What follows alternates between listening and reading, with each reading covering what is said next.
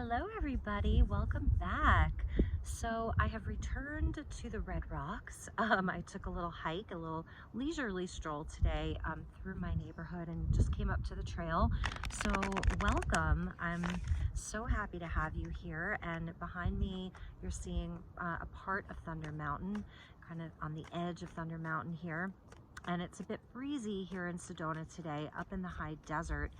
We're about a mile high here, so we tend to get, a lot of wind in the spring months. So hopefully it cooperates and we can get some messages. I'd like to keep this pretty short and sweet. So today's May 2nd. It's about 5:30 in the evening as I'm filming this, and we're just a couple of days away from that Scorpio moon and the lunar eclipse in Scorpio. So I wanted to take a look at the current energies and just see what is going on. So I hope that you're all well and enjoying the first week of May. So let's get some energies here. And I hope that you enjoy the beautiful scenery and the spirit of Sedona. Provide you with some eye candy and also some healing and just some beauty. It's Taurus season, right?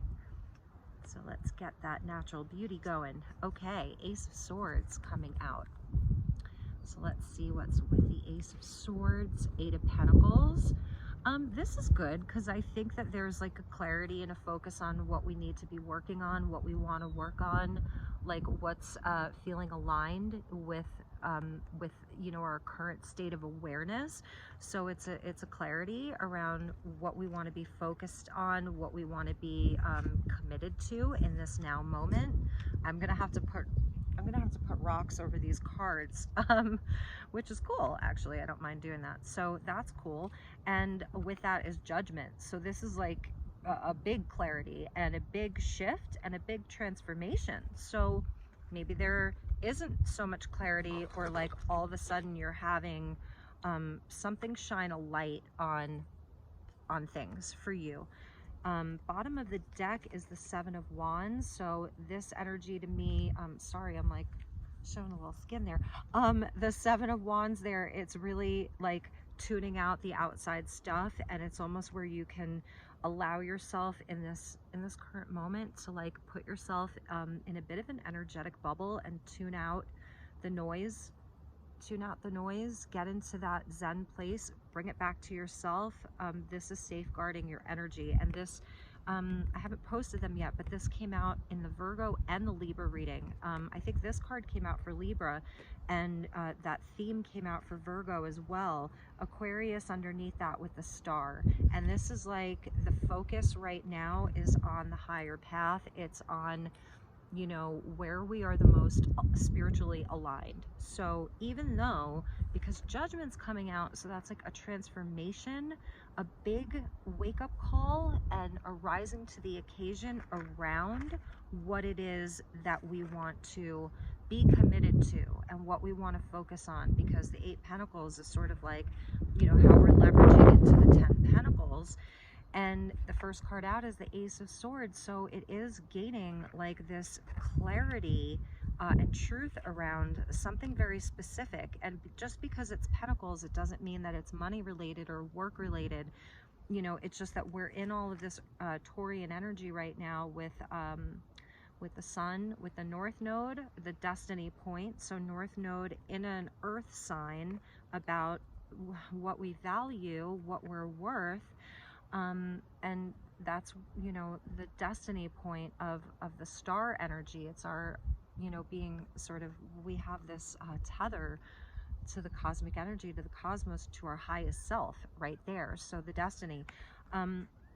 Yeah, it's so interesting. So right now, those are really, I think, perfect messages that it is okay to tune out the other stuff for the moment. Like, you don't have to be open to just everything and anything right now. You get to decide again what is spiritually aligned with your energy in this moment.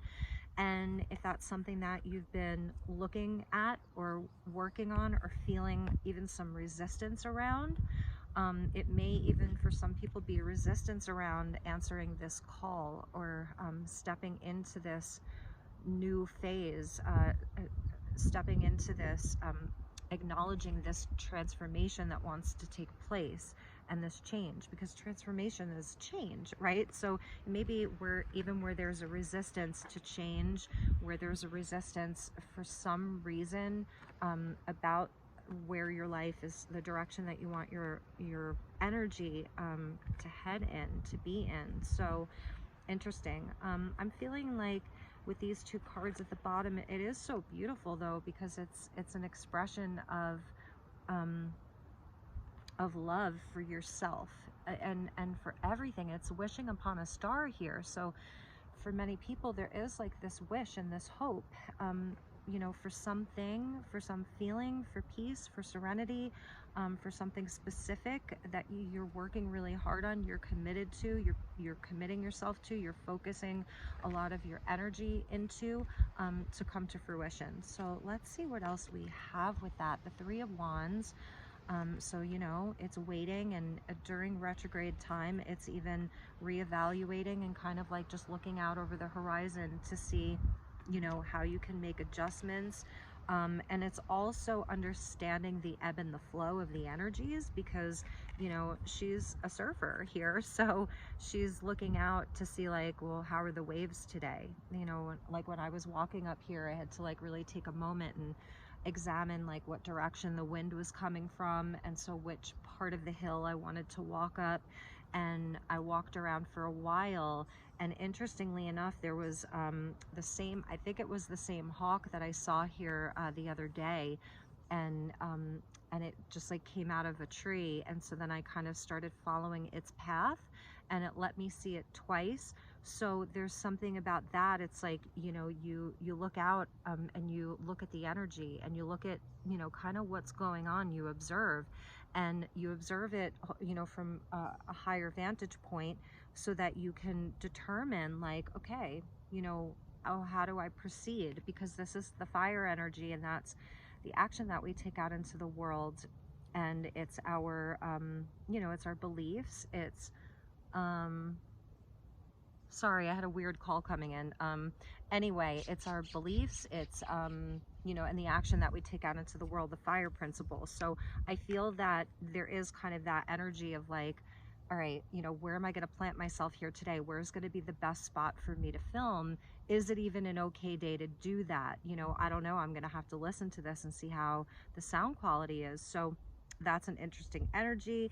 And the Tower. Yeah, because, you know, this is where, okay, so the Judgment's there, right? It's obvious that some people may be resisting this call, this point of destiny, and I feel that the Tower is sort of like a warning, because if we don't kind of get into that judgment, which is like, you know, making a decision, making a judgment, if we don't do that, then there could be a Tower that comes in, and that's just a warning. And also, it doesn't mean everything's gonna fall apart. It doesn't mean that everything is going to suddenly deconstruct and not be the same. But yeah, it's Pluto. So this is the Pluto energy in Aquarius. Some people may be scared right now, afraid of that, afraid of kind of what's coming around the next corner, what's coming. And it could even be a fear or a projection of, if you take action, then what happens after that? Is there some kind of a moment that is like, you know, that is where something is being destroyed? It's like the Shiva energy of destruction. The other message that I'm getting from this is that with the Tower, it's like, I feel like she can see it coming, so therefore she knows what to do. It's like a preparation. And if you've been kind of doing this work and you have this Ace of Swords with you, then you have nothing to worry about. This is something that you could be watching, like, she's up here and she's watching that from her vantage point. That's interesting. So I said this in the last reading, I feel like there's kind of two camps here. And if you're going into this feeling like you have that clear sense of, you know, what you're committed to, what your focus is on right now, then you have nothing to worry about. And maybe that's even part of this energetic bubble, you know, or just having boundaries, just having better boundaries, having the spiritual alignment to know that you have to protect your energy in this moment in a very positive way. You know, this is nothing negative. Like if I saw her, I wouldn't be like, you know, thinking that she was like an unfriendly or unkind person. I would look at her and say that's someone who's like working on their own energy here, and I don't want to disturb her. You know, I'm not going to come up to her and start like putting all my drama on her or anything like that. Like she's energetically sovereign. And it's beautiful because, you know, she is connecting with this Aquarian energy and the star card, where there is even like, I don't know, there's an authenticity about that. There's a realness about that. So after the Tower is the 10 of Wands.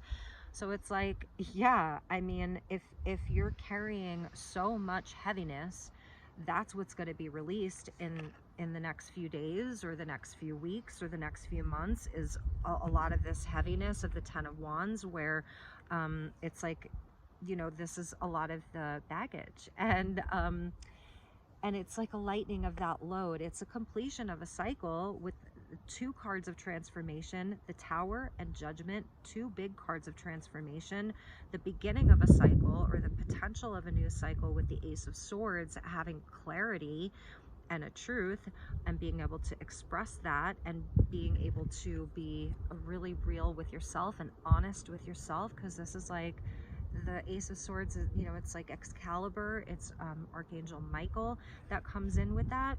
So with the 10 of Wands being there at the bottom, like a lot of this stuff that the Tower is helping to deconstruct for some people, it's not for everybody, it's going to help people to unpack a lot of their stuff.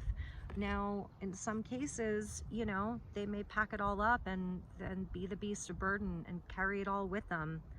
You know, and that's the two camps that I'm seeing. And there's no right or wrong, because it's like, you know, everything in its own time and everyone has their own plan. So while you may be like that with this Judgment, you know, it's a finality here about where you're headed, about what you're doing. It may not be like that for everybody. So bottom of the deck, we saw the 7 of Wands with the star. Okay, so after the 10 of Wands is the Wheel of Fortune. And, you know, and so it's just reiterating to me that right now, this is a time of change. You know, it's like the same messages. It's a time of change. It's a time of things that are not built on solid ground. They're going to come down. They're not going to remain. The Judgment is the big transformation in our lives, and you know, and it's time. This is the wheel. So the wheel understands the cycles of nature here on Earth, all of the seasons, and also, you know, the star here connected to all of that cosmic energy, and that's what's at the bottom. So when you look at this, it's like, wow, that's big. Those are big energies. Jupiter and Pluto, and you know, and the Aquarian energy here. So definitely, you know, some of you are going to be having a big release, and you may even be just moving on from something, and others of you are kind of watching this happen. Like if you're just in this place of like, you know what's going on, you're working on the stuff, you know where your energy is and what you're committed to and what's important and what you want to get better at too, because this is also knowing like what you want to improve on, what you want to get better at, and it's like just putting in that energy and that effort. Then like I feel like you're golden. And I also feel that there's success coming for you with, you know, the ships coming in, because she's in the 3 of Wands. It's like he can see the ships coming in, so she can see those really awesome swells that are coming in, and she's gonna hop on that board and go down there and ride the wave, which is so cool. So after that Wheel of Fortune is the Magician with the 10 of Cups. This is beautiful, and and this is what's available for everyone right now, and it's where I think that's why the spiritual alignment is so important, because you can try to manifest all you want, but if it's things that, I don't know, that again, that aren't spiritually aligned with these destiny points, then they're things that eventually they'll become such a heavy burden, they won't work out, they'll deconstruct, and that's okay, because that's part of a learning process too. But here it's like having that greater sense of this connection, and then that's where you're manifesting from, or that's where you're creating from, and there's higher timelines that are available inside of that, or just more of this. If you already have this, it's like, then it's adding to it. It's adding a blessing on top of a blessing on top of a blessing on top of a blessing. It's like it's building your blessings, like one blessing at a time, layered on top of each other, on top of each other, on top of each other. And that's amazing, and when those things are, like I said, are kind of have that tether to the universe in this beautiful aligned way, then it's really beautiful, and it just keeps layering on and on and on. And it doesn't mean that things don't naturally have a beginning and an end, because the Wheel of Fortune shows us that there is a time for everything. There's a time to be born, there's a time to die. That was a verse from the Bible, wasn't it? And then in the 60s they made it into a song, turn, turn, turn. So, it's not that that we create things and they just last forever. This is a temporal plane. Nothing lasts forever. Anyway, so, that's why I think even with the Judgment, it may even be to where, to some degree, maybe, we don't come out with our truth because we're afraid of judgment. And this is, also the energy of judging others. So I feel that there's, this is a time to like reel it back in and bring the energy back to self in a big way. What you're creating, what you're working on, the energy that you're creating, your vibration, all of those amazing things, because there are so many bigger energies at play here, like huge. And let's see, after that 10 of Cups is the 6 of Pentacles, where it's like, that's what the beauty of the 10 of Cups is. It's not just about the self, it's more Aquarian in nature, where it's about other people and groups of people and all of humanity. So this is sort of like the humanitarianism, the philanthropy, all of those things, the light work, the giving out, the receiving back. It's the balance in all things. So I feel this is a really nice reading, and let's see what we have. Let's take a look at the chakras, and the sun is kind of starting to go down here a little bit, just on this area that I'm in. So let's look at let's get a chakra message with a crystal message. They have both on them. So just taking a moment to tune in. Okay, we got a jumper. Oh, we're getting Lepidolite, and this is with the third eye chakra, and it says signs. There will always be signs to guide you on your true path. Lepidolite has a high lithium content, similar to lithium quartz, so it's very calming for anxiety. It calms the central nervous system, it calms the mind. So when the mind is calm, it's like that's when you can have this beautiful connection, because the Aquarian energy, it's that spark of genius, but it's also very mental, where it can get scattered. So this, I feel, is like helping with that calmness of mind, so that you see the signs, like the hawk that I saw today. And I was just also looking at the natural signs of the wind and the direction, and and all of that. So that's really nice. I like that a lot for us. So Lepidolite, it's a beautiful purple. There's different shades of Lepidolite. It can be very, very pale purple or a very, very deep purple, and I have one of each, and they're just little tumbled stones. And I'm going to go home and hold them tonight and maybe sleep with them underneath my pillow. So the third eye chakra coming in. And yeah, that's important. We've got the crown and the third eye. So let's see what else.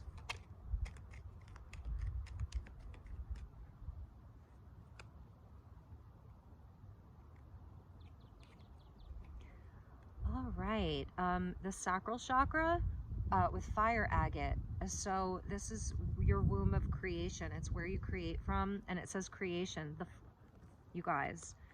So that's why I said, if you do experience a tower, there were signs. There were signs that it was coming, and it's getting you out of a comfort zone. And this says the flames of destruction will ignite a rebirth. And if there are people that this is happening to, or you're seeing this in the world, know that these flames will ignite a rebirth. And that's literally Pluto, and that's literally what's happening here. So interesting. So fire agate, working on the sacral chakra. So it's like, you know, even though this is third eye, I'm still seeing this as like a central nervous system kind of energy. And then we have the sacral, which, you know, it's emotional, it's watery, it's kind of scorpionic, you know, what we're dealing with. But because Scorpio is kind of the fire of water in the zodiac, Scorpio still, it has that Phoenician, Phoenix, fiery, watery energy. It's like, it's a water sign, but it's like the fire of water. So fire agate, I think I have a small piece of fire agate at home. Let's get one more. Dreams with labradorite. So labradorite is, it has that beautiful flash. So you might be getting, your dreams might come in pretty powerfully the next few days. Dreams are where your mind translates the divine. So decode your dreams, write them down. And you know, the lepidolite might help you sleep. So if you've been having any trouble sleeping during this time, the lepidolite, or just anything calming for you, chamomile, you know, magnesium, all of those things, you know, whatever helps you. Your dreams are important. Even if you're sleeping strange hours, you know, then take a nap. It's all good. So I'm gonna finish up because I feel like we got so lucky here today, and let's get an herbal astrology card. I do have the Dark Mirror Oracle if you guys maybe want to stick around for some shadow work, although I don't know, we could save that for another time. Sometimes I like doing those late at night for you guys. I know I had done 1 or 2 of those. Maybe I'll do that tonight for you guys if I'm up a little bit late. Okay, so let's just get one last card. See what's going on. You know, and I know that it's hard being on different pages with some people, even inside of the world, but I think it's really telling us that it's okay. It's really okay. And that, I don't know, I feel we just can't see where these big shifts are sort of taking us as a collective. So it's like giving some of that control up and giving it over to the universe, because the universe is like doing some stuff right now. That's really what I'm seeing. And it's our job to, you know, to be aware, to have the highest vantage point that we can, and to have that beautiful connection, to unpack our own baggage, to draw on our own strength, to be responsible for our own spiritual hygiene in a sense, and everything else is going to be taken care of for us. So let's see what we have from this deck. Before I cut the deck, we're getting the Aquarius Leo energy. So funny, because we see lion's mane, and that's the Leo energy, and then this big chalice that's pouring out water, that's the Aquarian energy. So that's like kind of Leo and Aquarius, but it's interesting because the scales are there with Libra, the star is there, and it's Mercury and Neptune with lion's mane. So let's see what we have. New bottom is Mucuna with Journey, and there's the lightning bolts. Interesting. And it's Mercury and Neptune. So Mercury retrograde and Neptune in Pisces. And aren't they going to square each other? Or did they already square? I think there's a Mercury Neptune square. Interesting. I'm sorry, it's Uranus. It's Uranus, not Neptune. So Mercury and Uranus, there's a lightning. I'm telling you, that lightning, the lightning bolts. Okay, ooh, we're getting motherwort with strength, and the divine feminine, and the old crone, and the wise woman, and look at the lion, like the masculine energy of the sun is like curled up next to her. He's so happy. Our inner beast is being calmed and loved and feels all happy with grandmother. I want to say this is grandmother here.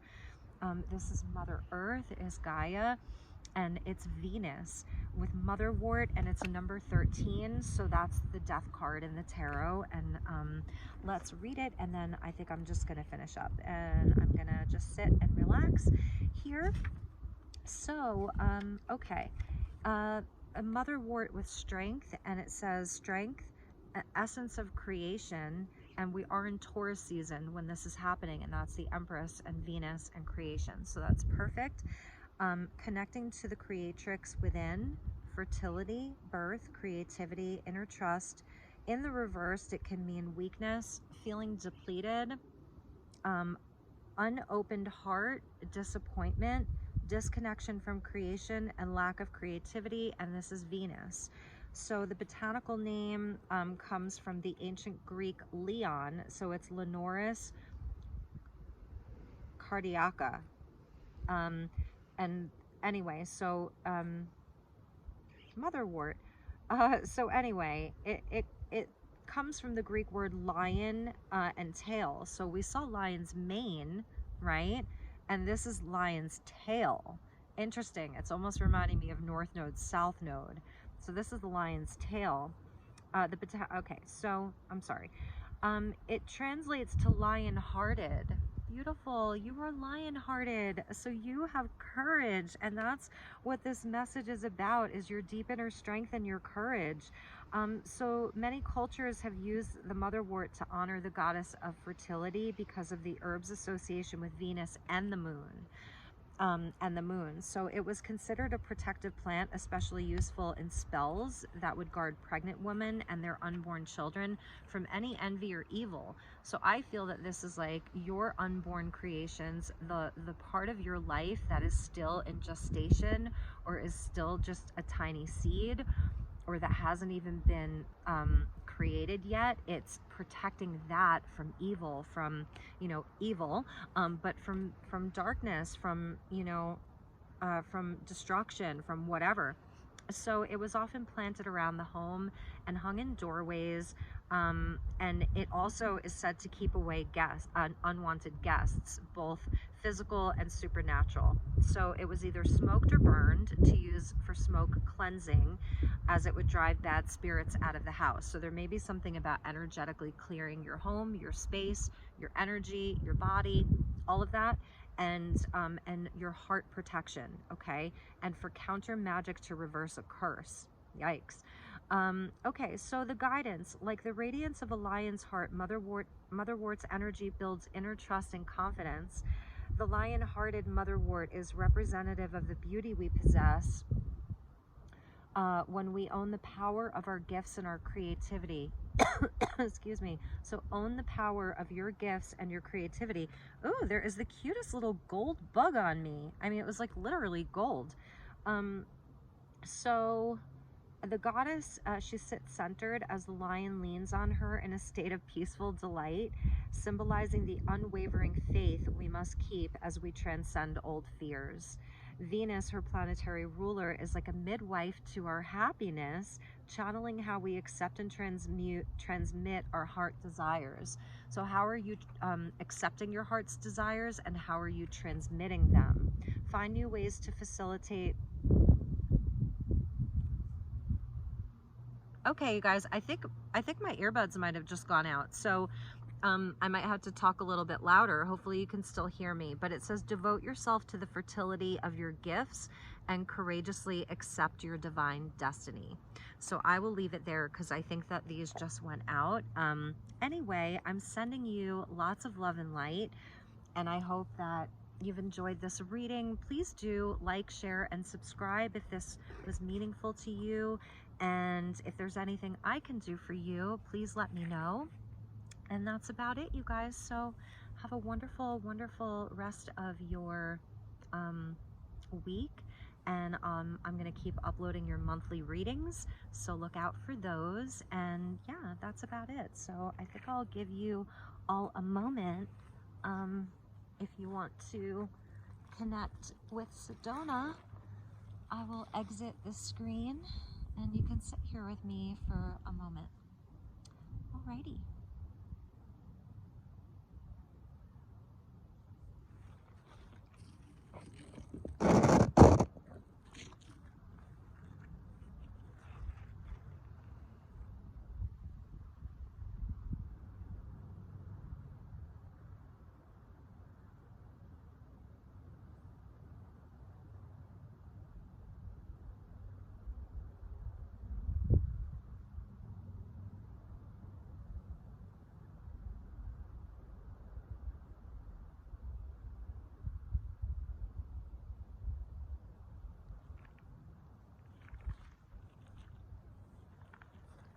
All right, everybody.